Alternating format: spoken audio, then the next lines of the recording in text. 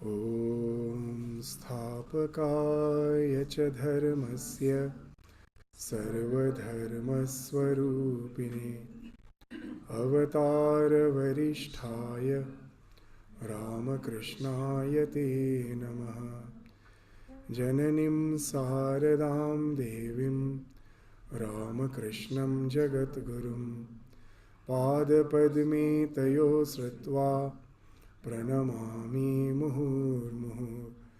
नमः श्रीयतिराजाय विवेकानन्दसूरये सच्चिद्सुखस्वरूपाय स्वामिने तापहारिणे।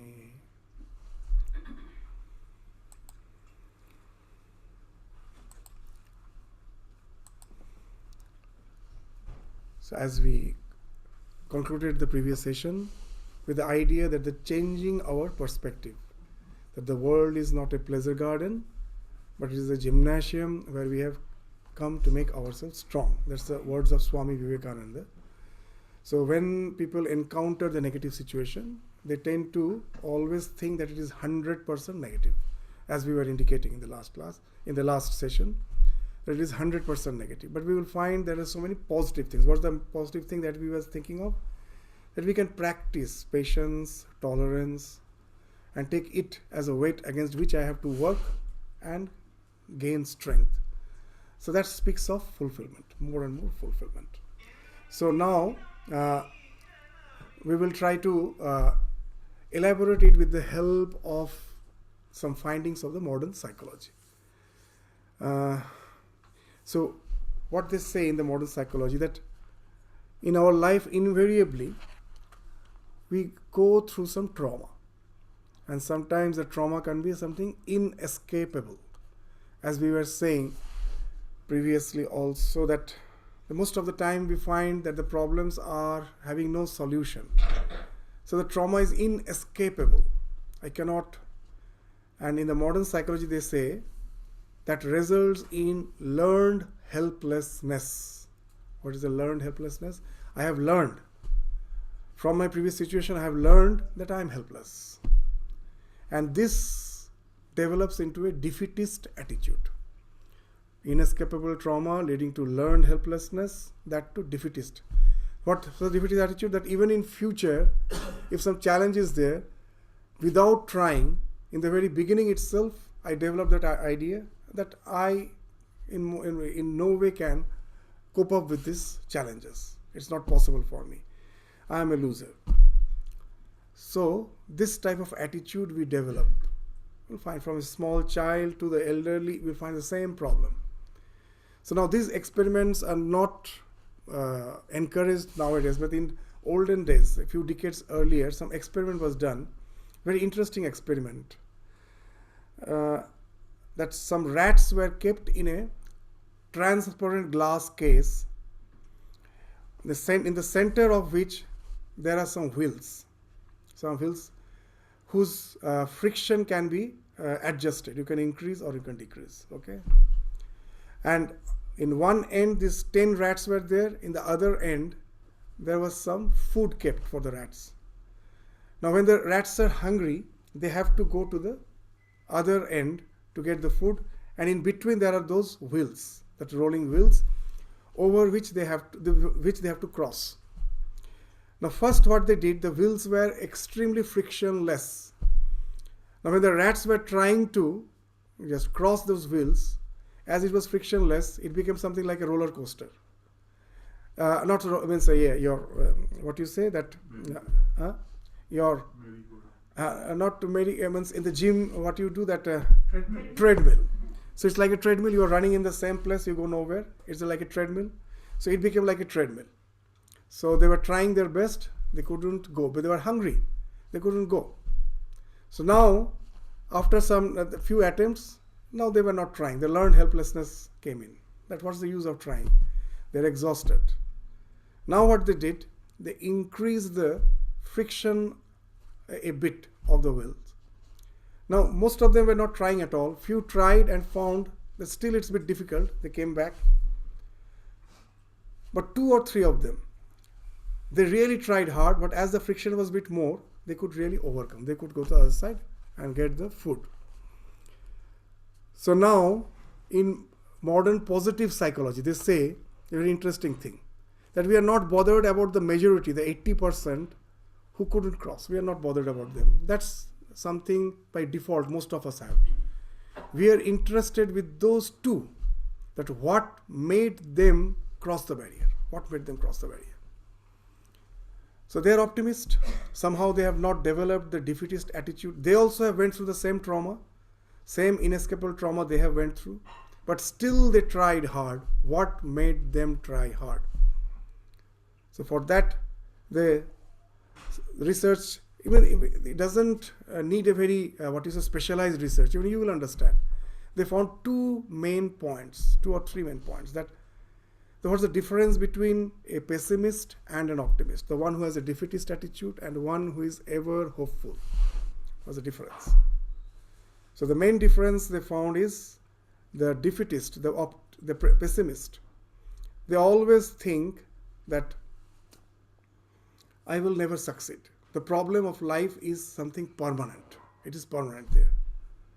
The optimist take every situation, just they keep it local. They know that I couldn't succeed last time, but that doesn't mean I won't succeed again. So for them, each and every problem is just temporary. It's not permanent. It happened, but if I try, I can succeed.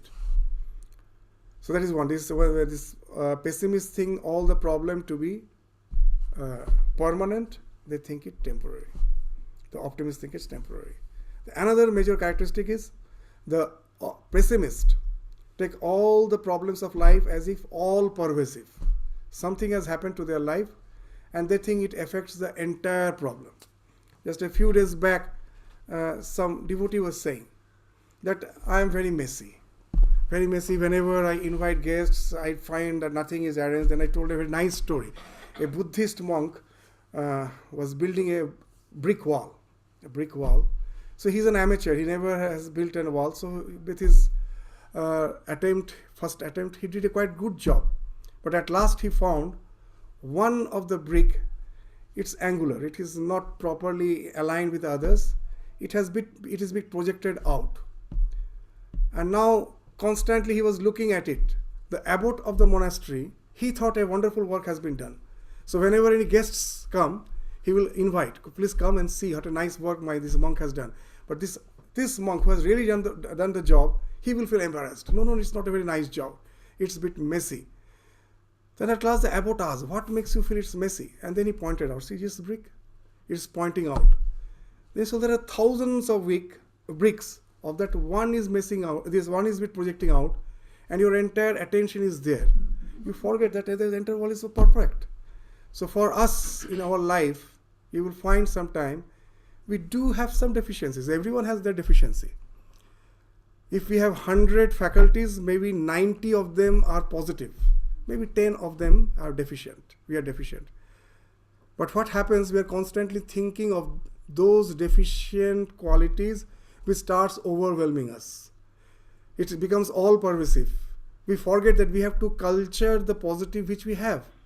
Our worry makes us forget that. I still remember that a student weak in maths was so much worrying that he's weak in maths, his other subjects start getting affected. He's good in other subjects. Why not give more importance? Acknowledge the fact that yes, I am not good in mathematics. My analytic brain is not that strong, but my language brain is very strong. Quite good. I can give a nice deliberation, write nicely. Why not give importance to that? My analytic brain is maybe not be strong. It's not. Why not accept that? We're constantly struggling with that, and that starts affecting everything. So I still remember in my school, one student was really good in his studies, very good in his studies, and suddenly his performance started to deteriorate. Then his father came and told Maharaj he somehow is not a bit happy, he's a bit depressed. Why? What's the reason? Well, he was a residential student, he was in hostel. The last time when he went home, he was saying that if he's sitting a bit behind, if he's in the front bench, he can hear everything properly, but if he's a bit behind, sometimes he cannot hear. Previously, he used to think most probably the teacher is not sufficiently loud. But now after the test it has been found he has some hearing issues, some problem. And that has made him so depressed and it has started affecting his result. Then in the presence of his father I called the student and I told, see, you think you are handicapped? Certainly you are thinking and that is making you depressed. But know it for certain, all are handicapped. As far as the intelligence is concerned, all are handicapped as compared to you. No one is as sharp as you. I know that. Your previous result have shown that. Not only that, whenever we have something like oral test, interview, we used to see that he's really very sharp. The presence of mind and everything is something extraordinary. So compared to that, all other are handicapped in that as per your intelligence is concerned. So why will you culture this your the thing which you are having positive, or go on just thinking of your deficiencies? So sometimes this becomes a very catching point for him. He immediately understood that, and again he started to improve. And he in West Bengal, this competitive exams are there for getting a chance in some professional course like medical engineering. And he was the third. He got the third rank in medical, and he was in the best medical college in West Bengal. This is Calcutta. So what it speaks of? It speaks of that constantly we'll find that we make our problem, which is local, as all pervasive. So these are the things we always have to keep in mind. That all the problems are not permanent. Each and every time the challenge comes anew, I have to use all my faculties and try hard. That it is not that sometimes nowadays they say that unemployment is a big problem. Now employment is increasing. And again we find the defeatist attitude that I did my best and still I couldn't just crack through that interview. Even they acknowledge that I have really done well, but still at last I was not selected. And then they start feeling helpless. That again same thing. And then I still remember I told him a story that there are two things. Sri Ramakrishna used to say in a very nice way that when there are two farmers. One farmer has heard from his ancestors. What? He has heard from his ancestors that you have to plow the land every year at particular time. If you have to plow the land. Okay? And the other farmer has gone through some academic courses, he's a bit intelligent. He thought that why just to plow the land? Let me just see the forecast, weather forecast. And it was mentioned that it is going to be drought. There is going to be drought this year. What's the use of plowing? So he thought he's a fool. Why is plowing the land? So now this one farmer who is a simple, he was listening to his ancestors' words. He's plowed the land. The other didn't plow. And suddenly the rain came. Now who is going to get the benefit? The one who has plowed the land. So everything is not in our hand. So when you are facing an interview, you don't know what's the criteria they have, because out of most probably as the unemployment is a real issue, that so many criterias they have created to filter out, so that they can get. So you don't know. You try your best. You don't know in which interview you're going to crack through, because there are so many other criterias which is beyond your. And I gave another indication. I have found that people are saying, I'm frustrated, I'm not getting job.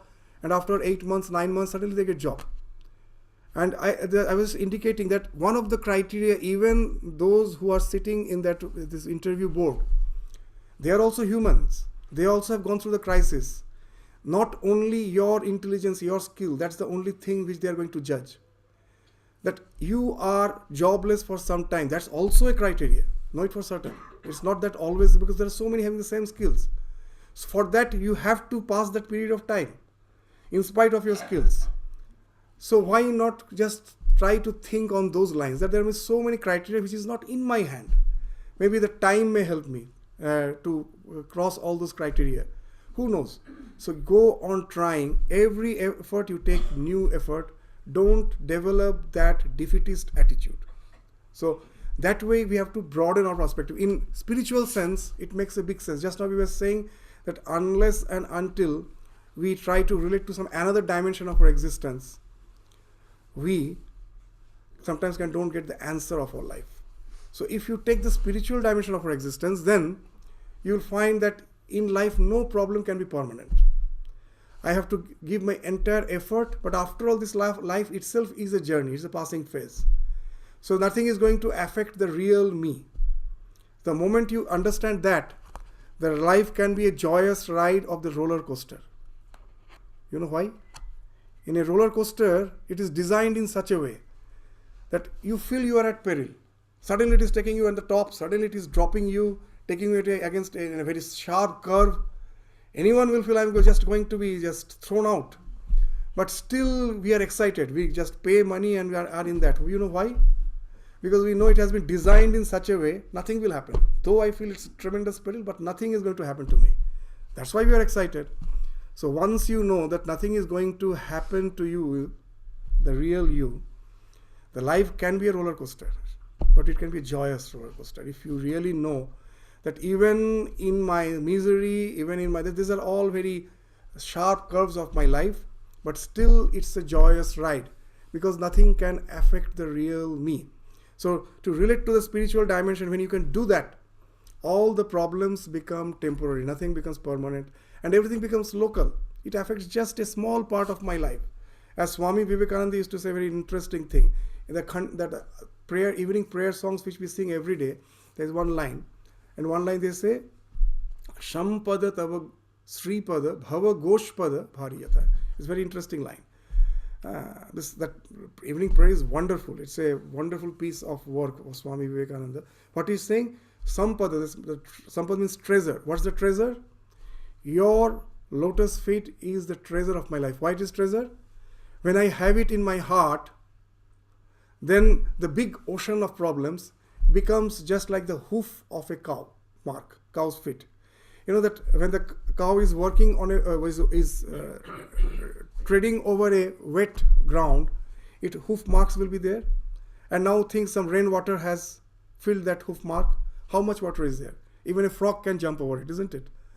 So he's saying that when I have that your feet, means your presence, always in my life, I know nothing can disturb me. So everything becomes local.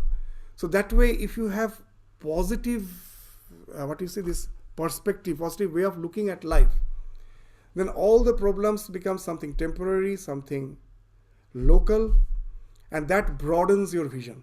It will broaden your vision. And you can start building your life on that broad vision. You're full of positivity. No more you are just, you have just encased yourself in a cocoon. You can broaden your vision and you can build your life on that broaden. How you can build? In Sanskrit, the word love is called prema, isn't it? Prema. You will be very surprised to know that prema is used as an acronym in now positive psychology. Prema is used, where it is an acronym, where P means positive emotions or positivity. Okay. R means relationships. E, engagement. M, meaning. A, accomplishment. Okay. Do you remember? Can you say me? P, positivity. R, relations. E, engagement. M, meaning. A, accomplishment. So what it means, when you are full of positivity, you have broadened your perspective, and with that you're building your life on that broadened perspective. How you're building that positivity is bound to improve your relationship. If you are stressed, for small reason you are getting angry, you have cocooned yourself. You cannot think of good relations. You have to be happy to make others happy. I still remember when Swami, one of the Swamis visited here, Tattvamayananda. He was giving one example, very nice, that sometimes when I am bored with myself, I go out to socialize with the idea I will go and make others happy. I will just cut some fun jokes and all. You forget that you were bored with yourself and you are going out to make others happy. How can it be? You are bored with yourself. So that's the wonderful idea. So unless you really have that positivity within you, how can you really think of good relationships? It's impossible. So positivity, now relationships will start improving. How it will be improving? Because relationships are no more superficial. It's no more superficial. It speaks of engagement. That if someone says, what's the engagement speaks? If someone says, I love flowers, and you find he never waters the plants, that's always the problem between the pujari and the gardener in our order, The pujari, when this is the flower has bloomed, he will go and cut and put it in the vase. And the gardener gets angry. I have just taking so much of care, I have built this garden and now the garden is empty. You have put all the flowers, it will die in 2 days. It would have been here for another 30 days. So who loves the flower, the pujari or the gardener? The gardener. Of course he loves the flower. Though the pujari says, I love, he doesn't love. What is the sign of love? That you nourish, isn't it? You nourish, you take care. So this relationship speaks of engagement. That's the thing, that I nourish those relations with this care. I take care of it. I'm really involved in it. That I have built my life on some perspective. I'm trying to build others' life. So that speaks of the engagement. And this meaning is there, that it is not just an emotional bond. That I have found fulfillment through this positivity in my life. I try to bring it in others. That's the meaning. And this gives the meaning in life. That it's not just, otherwise the relationships can never really nurture if you don't have a meaning behind it. It's, after all those romanticism and other things is just for a few days. It's gone. Swami Vivekananda told a very interesting thing. That he was giving lecture on Vedanta. And then someone stood up from the audience and told a very interesting thing that, Swamiji, you are speaking of the Atman, the Brahman, but at last you are all idol worshippers. You worship idol. And you are speaking of Atman, Brahman, this non-dual consciousness. But after all, you worship idols. And Swamiji had a very mischievous smile in his face. And then he asks that person, well, why? Are you not idol worshippers? Well, no, in no way. And then Swamiji told something very interesting. Why, man? You young man, don't you kneel down in front of a young woman and say, you are the angel? Isn't it an idol worship? Isn't it an idol worship? A man of flesh and bones, fragile, and you just sing angel. What happens when we are infatuated? That if we have a few good qualities and few bad qualities, only the good qualities are visible. The bad becomes shadowed. In our eyes we have blind spot. In our mind also we have blind spot. Know it for certain. It goes in the blind spot. And the infatuation period is over after some time. And then only the black things you see, only the dark things. The good things you to see no more. Now the fight starts. That's what happens with all our relations. So what actually Swamiji is saying, that's the idea. That's what when the relationships you are engaged in, unless you have a meaning, it ends up just in infatuation, and it has a very short period. It's gone. When you have a meaning, a purpose, you know that we all have drawbacks, but together we can synergize. There can be a win-win situation. That I take care of your weaknesses, you take care of my weaknesses, and we grow together. That gives the meaning to it, the synergy, the win-win situation. And we take care of each other. We complement each other and try to go. And that leads to the accomplishment. Accomplishment means it becomes something as an accomplishment for the entire society. At every home, its accomplishment speaks of a reformation which is from bottom to top, not from top to bottom. That most of the time we think of strategies, we think of laws, and we think it is the laws of the country which can keep the society integrated. As Australia is concerned, any other country is concerned, as per law it is wonderful. Then why so much of violence? Because the reformation always we think it is from the top. From the government who is there, who is going to take, the administration who is going to take care of the integrity of the society. It can never happen. It has to come from the bottom. At each and every home, unless we have that positive outlook, we cannot calm our mind. We cannot outgrow ourselves. There can be never peace. This from outside, however we may try.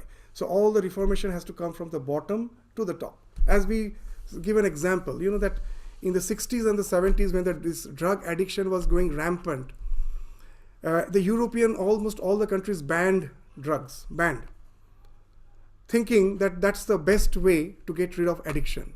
And in a short time, what happened? In a very short time, this smuggling started.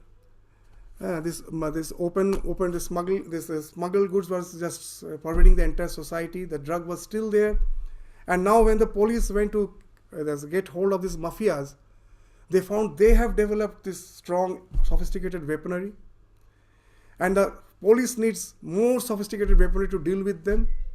So had the problem been solved? No, it has become more complicated. So now you will find any country, in states everywhere, instead of trying to really curb the drug by laws, what they're doing, they spend a lot of money in this, what they call these awareness camps. They go to the school, they will go to the school and just try to educate the student that what's the ill effect of the drug. If the students understand that how it is going to harm them from their very childhood, naturally they will not resort to drug. The drug market will automatically fall, isn't it?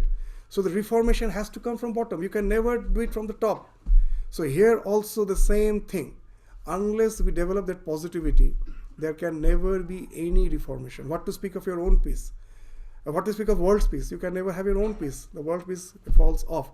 So that's the idea of Swamiji's Atmana Moksha Jagatith. He used to say that's the twin ideal of the order. It's the twin ideal for everyone. Atmana Moksha, your own liberation and the welfare of others. So unless you can liberate yourself from the negativities, there cannot be any so-called reformation of the world. So that's the idea of changing our perspective. And for that, we again have to, we are saying, we have to struggle. It doesn't come in a day. So this nowadays, even the cognitive therapist, behavioral therapy speaks of that you have to try to think from other perspective. And it won't come in a single day. Again and again, you will find you are going back to your old groove. Try again. Know it for certain the change is going to come. Sometimes in this life, the change is not perceptible, but it happens. Swamiji used to say, all change is like the falling of the dewdrops. It's not like the torrential rain.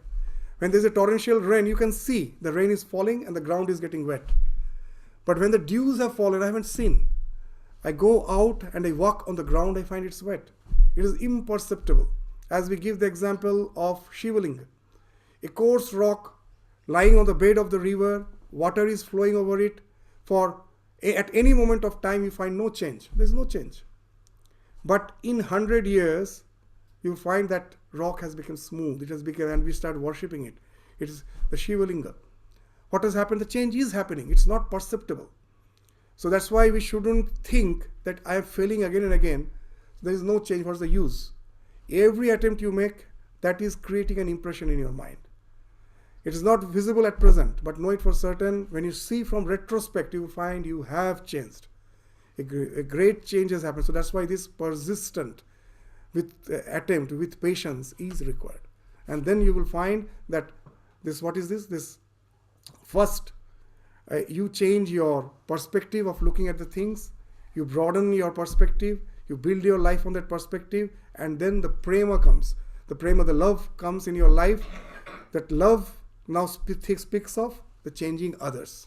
So first you have to lit the lamp within yourself, and then only you can help others to get enlightened by your lamp. So that's the idea of changing our perspective, which we are speaking in the last session.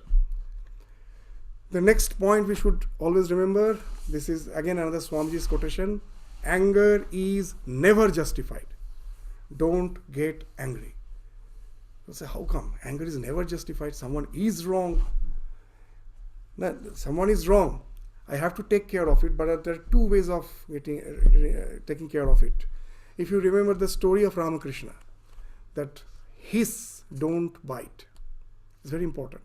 That a snake, these stories are very, very, very significant stories.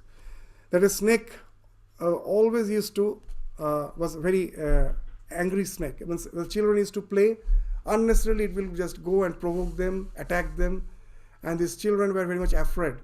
So they never used to go near the field where the snake used to stay. So one day, a monk was passing that way. The children warned, don't go that way. The snake is something very aggressive. It will harm you.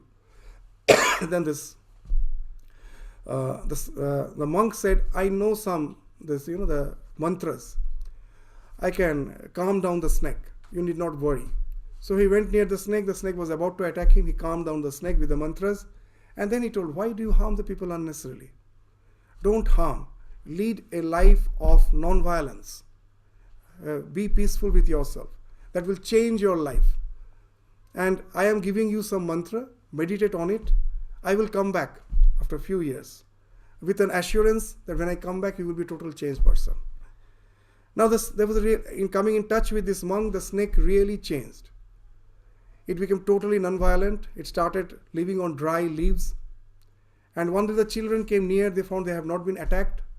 And just to see whether the snake is still provocative or not, they threw some stones. Still, it was not attacking. And now the children, they became very much encouraged. They started throwing stone. And the snake, before it could hide itself in its hole, it was very much injured. It was bleeding. And it was almost in the verge of death. It couldn't come out for days. And at last, when it gathered some strength, it always made it a point that when it is dark, then only I will come out at night, unnoticed. It was very weak and it was feeding on dry leaves. Years passed. And then the brahmachari again came. Now these boys, young boys used to play there, have not seen the snake for years together. So they thought the snake has died. They told the brahmachari, the snake has died.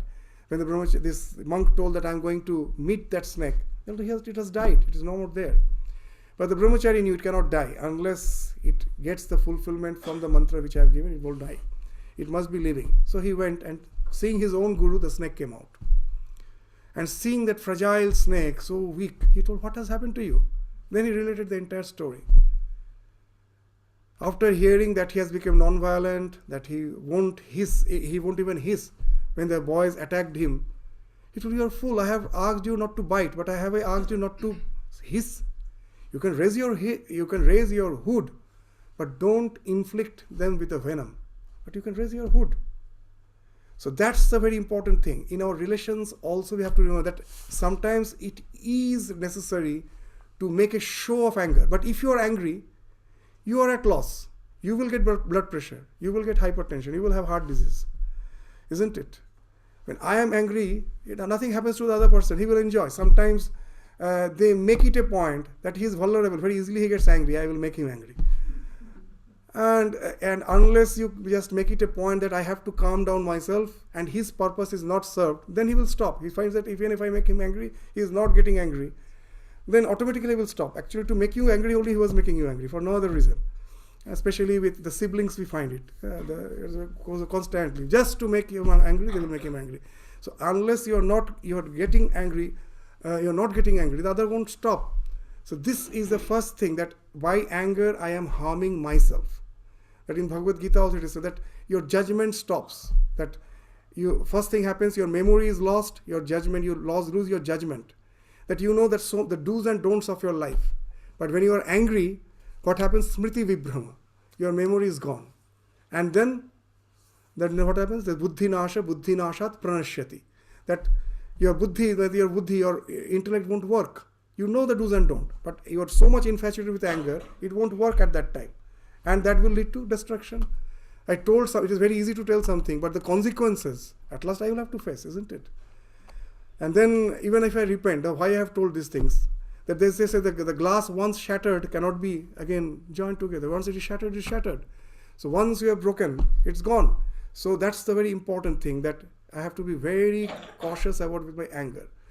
That once I get angry, it is bad for me, even it is bad for others. Others means my relations. Everything that way I destroy. As even in the Bhagavad Gita, it is indicating this buddhi nashat pranashyati. It leads to total disintegration. Now, how to overcome anger? As we were indicating already, that first, that it is to practice patience and tolerance. When I know someone, that they say that known devil is better than the unknown one.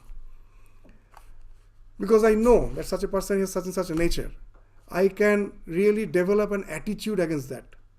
He's a known devil, I can develop an attitude. Okay, when he's getting angry, and I have to stay with him. There's no other way. Why not practice patience and tolerance? That's the thing. That's, as we were saying, sha, je shoy, she roy, je na shoy, she na shoy.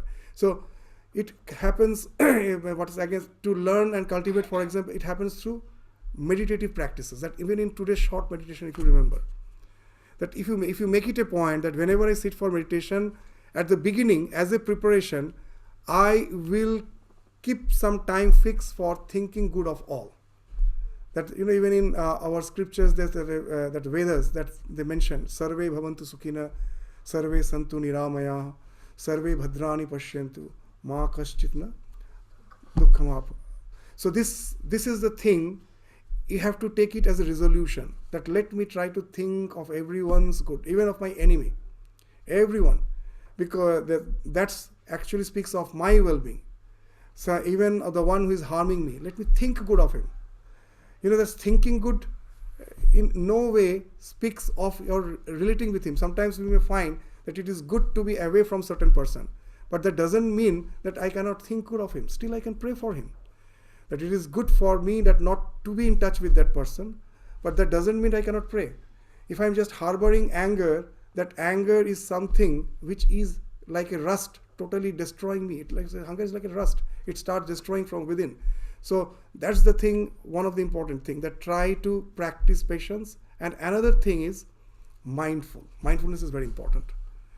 In modern psychology, they speak of an acronym. This is called RAIN, R-A-I-N, acronym, RAIN. What's that acronym like? That when any emotion is disturbing you, don't run away from it. Don't run away. Face it. That yes, I am angry. So R means recognize. Of RAIN, R means recognize it. A means accept. Yes, I am accepting. I am facing you. I am accepting. I am not running away. I means investigate it. If you investigate, a wonderful thing you will find. That is not a single emotion which can sustain itself only in the present moment. It has to be nurtured by the past and by the future. That when I am angry, how it is sustained? Constantly I am thinking of some incident that has happened which has made me angry. Most probably I had a fight with my colleague or with my boss in the office. When I am angry at home, I am constantly thinking of that. So this thought is nurturing me. And not only that, future. That tomorrow when I go back, what will be my response? I am planning. Constantly I am planning. This too is nurturing my anger. If I say anger, well, there is anger at present in my mind, let me be with the anger. I am not running away. But let me see whether the past, I am going back to the past or I am going to the future. Because there is no use of going to the past because I cannot change it. It has happened. And again, the future is so unpredictable. Even if I think of some solution, instead of solution, it can make this thing worsen. Because when I am thinking of solution, it is a very, very myopic. We don't see the long-term consequences waiting for me. I don't see. Let me just deal with the anger first. Not by predicting or nor by thinking. You will find very interesting thing. Just you are there with the anger for some time, it starts evaporating. When it starts evaporating, it gets sublimated unless you allow it to be fed by the past or by the future. So N at last means negate. After investigating, you negate. That how are we negating? By trying to disassociate from the past and from the future. You'll find all your anger is very important. What most of the time happens, that anger is there within me, I run away from it. I open the TV, I just prefer some distraction so that the anger I forget. But I forget one thing, I haven't dealt with it. It is still within me. And next day when you are in a vulnerable situation, even without your intention, you are bound to just react in some way which is not good for you. So whether it is justified or not, that's not important. I have dealt with the anger. If I have dealt with it, first I will be at peace with myself and I will be in a very calm, tranquil situation to deal with it in future. If I have not dealt with it, know it for certain, I will be reacting in a way which will be beyond my control. When I went to Arunachal Pradesh in the school administration I was there, it was the tribal boys. They were almost the first generation learners. So many Swamis gave me many instructions. That one Swami gave a very nice instruction, only one sentence, that you are going there for this administrative job. You have the idea, you have to observe the students, you have to watch them, what they're doing and all. But always remember, it is they who are watching you. It is they who are watching you. Always remember that. Very, very nice advice. That's why your life should be in country, should be responsible. They are constant. They learn more by watching than by hearing. What they hear, they don't learn. What they watch, that they learn. So that's they call the mirror neurons. We have mirror neurons. It just reflects your behavior, and that's what we imbibe. So children have this very strong mirror neurons. They will imbibe just what they're watching, not what you're saying. So they are constantly watching. So be always aware of that fact. That was one. And another Swami told a very interesting thing. You know what's the difference that education makes? In the tribal belt, when you are going, they are the first generation learners. You will find a very interesting thing. They are very calm and quiet, very nice, very well behaved, very docile. But when they get angry, they're just the opposite pole. They can do anything, horrible things they can do. And you will be taken aback that how come this boy is so nice and this is what education does, you know? It creates a second line of defense, nothing else. Second line of defense. That when I am angry, still I am aware, the second line of defense is aware that if out of anger I do certain act, what all consequences I am going to face. And education helps me to develop that. That's a very important thing. And unless we have developed that, it is we who are going to harm ourselves. What to speak of harming others? We are going to harm ourselves. So that's why this Swamiji said, anger is never justified. Don't get angry. So these are the two ways we can overcome. That trying to have patience, develop that patience in every situation. Take it that as we were speaking of that quarrelsome monk, I take it as an opportunity to practice patience. That's one way.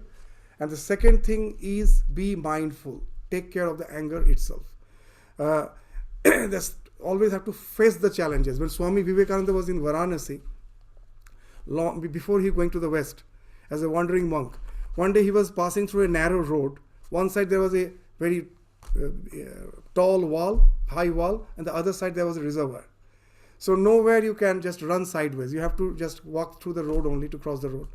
And suddenly he sensed something is behind him, and he found a pack of monkeys were chasing him. Pack of monkeys. And now he got scared. He started running, but the monkeys are quite fast. They were almost at his heels. So he was so scared. It was almost traumatic situation. Then suddenly he heard from a distance an old monk shouted, "Stop, face the brutes." So he turned around. He just stood face to face. What to speak of monkeys? Even tigers are afraid, if you are facing them. In the Sundarbans, when the woodcutters go for cutting wood, they always wear a mask. You know how? The mask is always on the back. Because if the tiger always attacks from the back, they will catch you unaware. So if you put the mask on the back, they will think they're seeing you. So that's how you can save yourself. So what to speak of monkey, even the tigers are afraid if you're staring at them. So then when Swamiji turned around, faced the monkeys, they also stopped. They were both staring at each other. And then gradually they started receding. And Swamiji told an interesting thing. I learned the lesson of my life. Stop, face the brutes. So it's not running away by opening your TV. That's why Swami Asheshananda, he was in Portland. The Swami who was here, he has been posted there long back. So he used to say a very interesting thing. That television is far, far away from God vision. This too never goes. God vision means any sublime ways. Television is far, far away from God vision. So that's the thing. Anger is never justified. Don't get angry. At last, that we always have to go to the growth mode from protective mode. This is very interesting. For any living organism, there are only two modes. One is growth mode, and there is a protection mode. Just take bacteria. Small microbes in a petri dish. You look through the microscope, you find this almost like randomly moving particles, they're moving. Sometimes you may be confused. You think they have no life. There is no life. It is all particles moving. And then to prove that they are not inanimate, they are animate, they are having life. What you have to do, just put a drop of nutrient in the center of the petri dish. And then look through the microscope. Now all those so-called randomly moving particles have gathered direction. They start moving, isn't it? They start moving towards it. Now instead of that nutrient, if you put some toxin, it will go away. So this book speaks of these two modes. Growth mode, something favorable I go towards, and other is a protection mode. When I know that there is something not favorable, I resort to fight and flight response. I have to run away from it. So that this thing becomes quite complicated Even in human we have these two modes. But in human it is quite not that simple. It's quite complicated. We will now try to understand with the help of some examples. Suppose you have gone through a safari, okay? Safari. And then what happens when you are in the safari, and now after throughout the day you had your meals. And after the meal it's a bit heavy, you feel like having a nap, siesta. So in your tent, you are having a nice nap, and then suddenly you hear the roar of a lion. And the roar of lion is such, even if it is roaring a mile away, you will feel it is just near, just outside the tent. The vibration is such, you feel it is just there. So this man got up and naturally he started running. He has to save himself. A very interesting thing, he was running, and then he found his digestion got impaired. Naturally. What happens, that when you are taking rest after food, then all the blood will rush to your stomach. Because it has to help to digest your food, isn't it? It has to be rushing to the stomach. But when the adrenaline alarm sets in, the blood has to go to your legs. You have to run now. But after all, the energy is limited. So what it does, it constricts all the blood vessels which are going to your stomach. Growth mode is stopped. No more growth now. First have to save, then the growth comes to question. And now you run, so the blood is going to the legs. So you have saved yourself, but at the cost of digestion, you find your stomach is impaired. So here also it speaks of growth mode and protection mode. Same thing. The same thing is not so simple. We have something called immunity. Now suppose that the one who went for a safari, he had a little cold and flu. And because of that, he was taking rest in his camp, in the tent. And again he hears the roar of the lion. Again he runs. He saves himself, but now he will find what? His cold and flu has got worsened. When the alarm system sets in, then there's not only the growth mode, even your secondary protection mode, that's the immunity system, that also gets affected. The primary immune system affects your growth as well as the secondary. So that speaks of the present day, the stress. So much of stress is there, we are almost always in the protection mode. You may say, how? Because always stress. We will find that we can never go to the growth mode. We are always in the protection mode. It's the situation is like what? Suppose you are taking part in a race, in a 100-meter sprint, and the one who is just going to announce that now you have to run. What he will say, on your marks? So all are tensed. Say they are on the mark. And then he says, get set. They get ready. There are two hands in the front. And just they're here, about just waiting to hear go. So they will run. And he never says the go. So what will be your condition? That your adrenaline pump has set in, and it is you are continuing with the stress. And that's what is the present situation.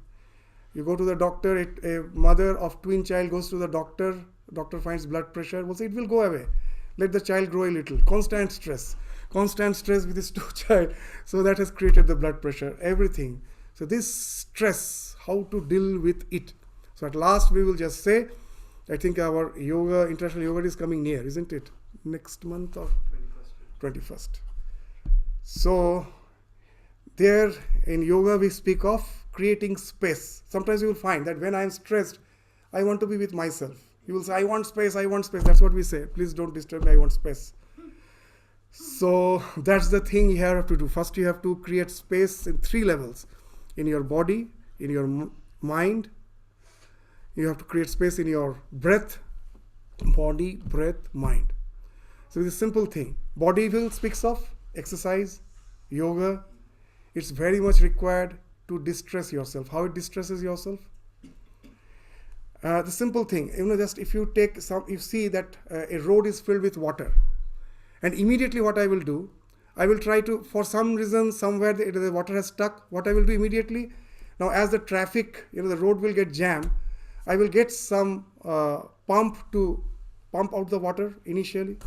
Once the water is pumped out, now I will find out the source where the water has got clogged, and I find the point where the water has got clogged, that clog is there, I remove that, and then the problem has been taken care of permanent. So you're creating space within the body, means that through yoga, You'll find that your arteries have started getting narrowing down. That starts opening up. You go for a everyday evening walk. So you are removing you are not generating health. Health is already something within yourself you have. You have the healing power. Even in modern medicine, it is not the doctor or the medicine that heals. We heal ourselves. Doctors just remove the block. So all your exercise helps to remove the block, the space, create space physically. And then breath is very important. In yoga, this is a very important thing, that if without food, we can be alive for 3 weeks. If you take a hunger strike for 3 weeks, you can be alive without food. But without water, 3 days. Though you are not taking food, you have to take water. Without water, only 3 days. And without breath, 3 minutes. Okay. So without food, 3 weeks. So we think food sustains my health. But that's not the most important thing. Breath is the final thing. Constantly it is nourishing me. Unless you are breathing, you cannot think of this, all the aerobic metabolism that helps your nourishment. It's impossible. That's the most important ingredient. And we are never careful about the breath. Pranayama, let us forget that when I am stressed, let me check my breath. It's very important. Even in modern medicine system you go, the doctors, they also say the shallow breathing, these are riveted. When you are restless, that affects your breath. You will find it has become shallow, it has become unrhythmic. You're not breathing deeply, you are not having a very rhythmic breath. Suddenly you stop your breathing. So if you give importance to the breath, try to breathe rhythmically, it has a riveted action with the mind. To a great action, it will start calming down your mind. And of course, it speaks of a much better health. We take care of our breath. As B.K.'s Iyengar, when he went to the West, to his surprise, he told, "Oh, this entire country is not breathing." That's what he told. He's not breathing. That I was hearing in Sarvapriyananda's lecture, one of his talk. This recently I was hearing, and that he's told that B.K.'s Iyengar's first reaction was the entire country is not breathing. So stressed out. So breathe properly, rhythmic, take care through exercise. Walk is the best form of exercise. Even with age, sometimes we find that other forms of exercise is very challenging. Why not make it a point to every day go out for a walk? That is itself is self-sufficient, full, means nothing else you have to think. And you are with nature. And that really speaks not only of your physical health, your mental health also is very much related with the walk. But try to walk either alone or if you're in a group. Make it a point not to just chit-chat. Just to be in the present moment. Just I told sometimes as we always chant the name of God, try to chant so somewhere I told chant the name of God when you are walking. Someone told, if I just appreciate a beautiful flower, well, that's a wonderful thing. If you think that I don't have that inclination to take name of God, be in the present moment. Enjoy the nature. Just be in the present moment. Don't get lost. So many times I told that when I was in this Arunachal Pradesh, I was so busy with the school and always worried with the challenges there. And one day one guest Swami came. He told, okay, you need some relaxation. Why not? Come. Let's go to the nearby stream. Just there was a stream passing by in the forest. Let's go and just spend some time there. We'll sit there and relax. So I went with him and I was sitting there. After some time I started relating. Oh, the school, the teachers are problem, students are problem. Their parents also come sometimes and they are also problem. Everything is problem. And then the Swami told, well, I brought you here to be away from those problems, isn't it? So that's, we physically going, isolation is not the thing. However, we are isolating ourselves in our mind. So that's the important, the creating space there. And of course, at last, that's the meditation, the mind. That you will find when are agitated, our mind is constantly running. It's so fast, it's running. Create space there. Chitta vritti nirodha is yoga, nothing else. That mindfulness helps. If I am just watching my mind, Sridharanji tells a very nice way. That if you watch your mind, what happens? That nowadays you cannot scold your child. The government is there. There's the ultimate parent. He will scold your parent. If you scold your child, the government will scold you.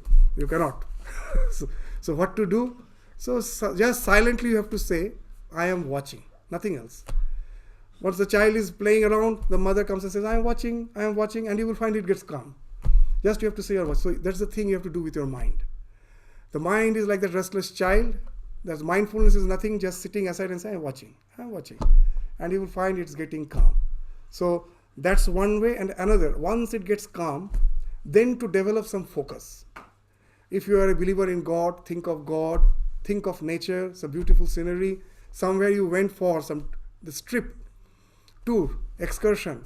It shouldn't be over there. After posting the pictures in the Facebook, it's all over. No. That's why our old Swami said, don't take photo this with a camera. Take the photo with your mind. It should be there that you're going to all these places should help you even years later. Just I sit down and think of all those wonderful, serene atmosphere in which I was there. That itself is so calming. It calms your mind. Now, many say that Maharaj are not going to Belur Math for so many years. Well, I need not have to go to the Belur Math every year. Even now, sitting here, just close your eyes, think of my days in Belur Math. It immediately transports me there. It can be a wonderful thing. That think of all the golden moments of your life. When you are in Belur Math, it can be quite boring. Because all the golden moments are not always placed together. They are like dots. But in my memory, all the dots can be kept together and it can be very much intensified. So sometimes that's why in Vaishnava Shastra they say, this Chinmaya Shyam, Chinmaya Dhyan, not this physical Vrindavan. The Chinmaya, the real Vrindavan is in your mind. That is Chinmaya.